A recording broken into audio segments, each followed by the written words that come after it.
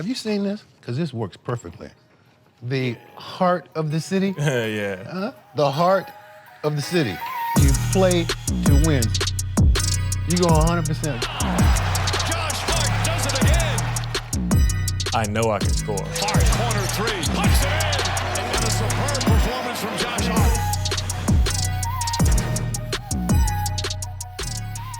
Hey, man, it has been so good to watch you since you've been here, man, because I really like your approach to the game. You go 100%. You play both ends, and you have a joy about it. And it just seems like this is a perfect spot for you, the New York Knicks. I play my game, and I can do a lot of different things on the court. I feel like I can impact a team in a variety of ways. I think the system and the city, the electricity at the Garden, it all fits and it meshes well, and it's been fun.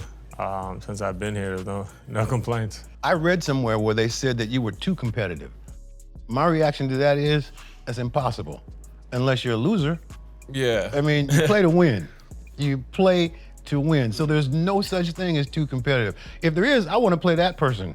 Yeah. They're not competitive. You know, sometimes I let that competitive side brew. I think what they mean by that is just kind of let that brew a little over the top, and that's when you start costing your team. I think I had like 13 texts this year, so I'm gonna have to try to dial that back, man. I got kids on the way. I gotta save my money.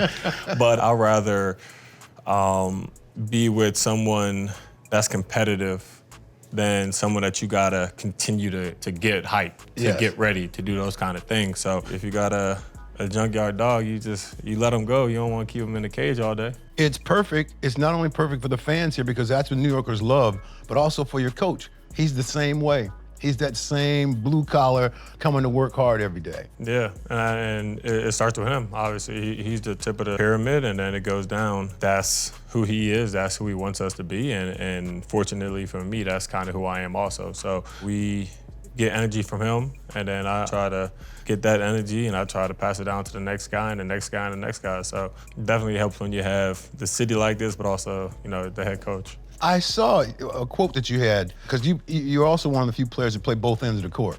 You play offense and defense. There ain't no rest on one side. But you made this quote. It says, I might not hit the winning three, but I'm going to be the one that goes and gets a rebound when we need it and goes on the floor for a loose ball, anything to win. Now, that attitude, like I was saying earlier, is contagious, where everybody starts to play that way. Yeah, and I think that's the biggest thing. As you know, in order to win, you have to sacrifice. Yes. And I think that's the biggest thing. For me, I've averaged 15 a game last year, you know what I mean? So it's like, I know I can score. Right. I know I can find my ways, find my spots and do those kind of things. But I want to make sure I get myself involved, everyone else involved. And if I have to sacrifice a good shot to try to get a great shot, I think that's something that's infectious. I think that sacrifice, when a whole team does it and, you know, they want the next man to be successful, that breeds winning. That's just my approach to it. And, you know, sometimes people yell at me because I might turn down a shot here or there or whatever it is, but my game is my game, and I made it to, you know, competing at the highest level against the best players in the world playing that way. So I'm not gonna change. Being in the playoffs has to be a wonderful thing. Because I honestly feel, as an ex-athlete, if you don't make the playoffs and you're somewhere on vacation somewhere, that's the worst feeling in the entire world. To not be a part of that group that's trying to be the best, but you just finished, you just went on vacation somewhere.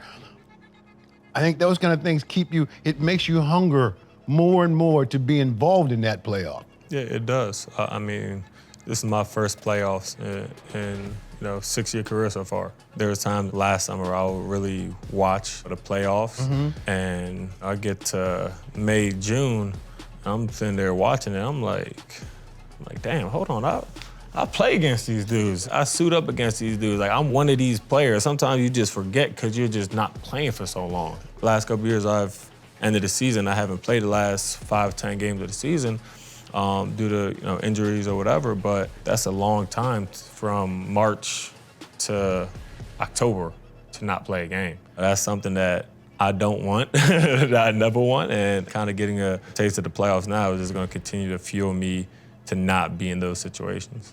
So here we go. I want you to finish this sentence for me. Josh Hart is... A dog.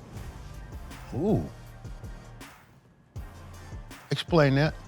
How I play, how competitive I am. I just do whatever. You don't gotta rile me up. You don't gotta hype me up. You don't gotta do nothing. Once I check in the game, it's go time. If you got a Rottweiler, you know what I mean, to protect the house, you know, something happens, someone breaks in, you don't want to be like, Pooch, it's time to go. You want someone that's ready to go whenever, and that's what I am. And hey, good luck to you, man. Appreciate it. Yeah, I'll be watching every single one of them games, man. This is so exciting. And I know you realize it after the 6 years of finally getting here. Take advantage of it. For sure. Take advantage of it. My brother. Appreciate it. All right, man. Appreciate you too.